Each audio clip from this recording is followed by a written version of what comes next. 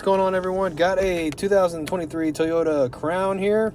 Got the key fob right here. We're going to replace the battery in it today. I'm going to show you how to open it up to do that. It's very simple. First thing we're going to do is remove the emergency key out of the bottom of the remote. We have a sliding button right here that we're going to slide to the left with our thumb, and then we are going to pull out the emergency key, okay? You're going to have to kind of pry it out like that, okay? Pull it right out. Now once you have it out, you can use the emergency key. I don't like to do that. I like to use a little small flathead screwdriver. I'm going to put it in the key fob like this, and I'm just going to use it to pry the key fob open, okay? I'm not sticking it in the hole or anything like that. I'm just using it to pry it open just like that. And then we just split it open.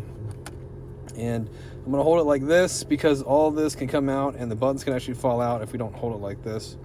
Okay, we're going to hold the circuit board with our thumb, and then we can use the flathead screwdriver on the bottom of it to just pry it out of the key fob. It has these little feet that hold it in.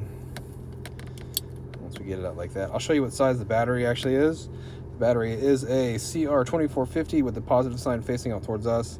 I'm gonna put it in the bottom of the remote first and then just snap it back in like that, okay? If you need one of these batteries, I'll have a link down in the description box. Takes you to Amazon where you can get one if you need one.